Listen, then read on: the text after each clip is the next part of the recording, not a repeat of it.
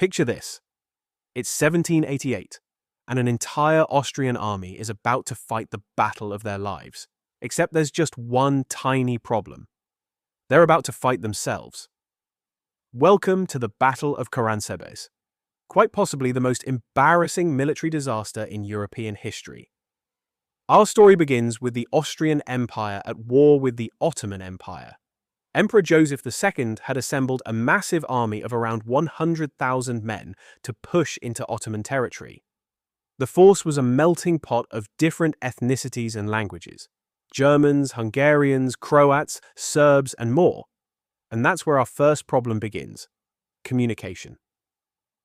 On September 17, 1788, the Austrian army approached the town of Karánsebes in what's now Romania. The plan was simple: cross the river, take the town, and continue their advance against the Ottomans. A small scouting party of hussars, Hungarian light cavalry, rode ahead to reconnoiter the area. What they found was absolutely nothing. No Ottoman soldiers, no defenses, just an empty town. So naturally, the hussars decided to celebrate their bloodless victory the only way they knew how. They found a tavern and began drinking, heavily. Soon, local merchants appeared, eager to sell schnapps and other alcohol to the celebrating soldiers. Word of the impromptu party spread, and more Austrian soldiers began crossing the river to join in. But here's where things get messy. The hussars decided they didn't want to share. When German-speaking infantry arrived, wanting to buy alcohol, the drunken hussars refused to let them. Arguments broke out. Voices were raised.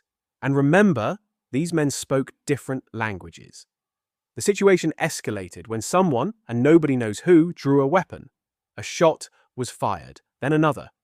In the chaos and darkness, panic spread like wildfire. Some soldiers began shouting, "Turci, Turci," Turks, Turks, in Romanian. But in the dark, with alcohol clouding their judgment, nobody could tell who was friend or foe. The panic spread across the river to the main army camp like a contagion. Imagine being a soldier in the main camp, hearing gunshots and screams of Turks from across the water. Officers tried to organize a defense, but in the darkness and confusion, they couldn't tell what was happening.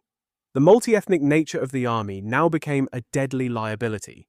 German commands mixed with Hungarian shouts, Serbian curses, and Croatian warnings. As fleeing soldiers from the town reached the main camp, they brought their panic with them. "The Turks are coming!" they cried, though of course no Turks were anywhere near.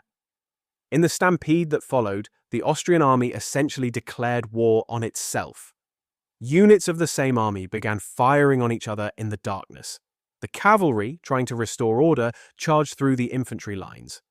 But in the dark, the infantry saw mounted figures approaching and assumed they were Ottoman cavalry. More shots rang out. More confusion spread. The situation spiraled completely out of control. Artillery crews, hearing the commotion, began firing their cannons into the darkness. They had no idea what they were shooting at.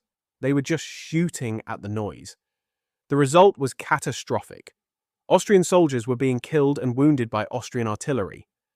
Some units, convinced they were surrounded, began retreating in different directions.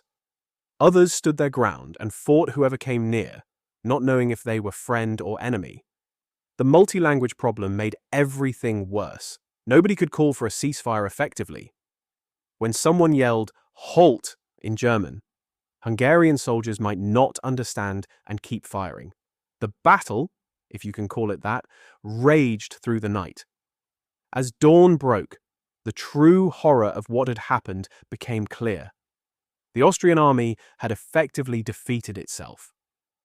Estimates suggest around 10,000 casualties. Some soldiers had drowned trying to flee across the river in panic. Others had been trampled in the stampede or killed by their own comrades' bullets and artillery. The remaining survivors were scattered across the countryside, demoralized and confused. And the Ottoman army? They were still miles away, completely unaware that Austria had just suffered a major military defeat.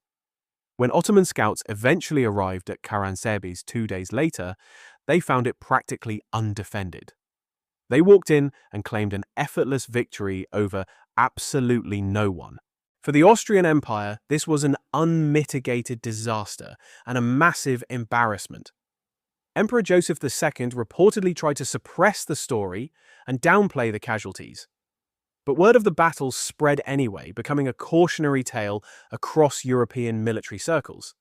So, what can we learn from this incredible disaster? First, clear communication is absolutely critical in military operations. When your army speaks multiple languages, you need translators and standardized signals. Second, alcohol and military operations don't mix, ever. Third, panic spreads faster than accurate information, especially in the dark. And finally, sometimes the greatest enemy an army can face is itself. The Battle of Karánsebes stands as perhaps the ultimate example of Murphy's Law in military history. Everything that could go wrong did go wrong, in the most spectacularly avoidable way possible. It reminds us that sometimes the most dangerous battles are the ones we fight against ourselves.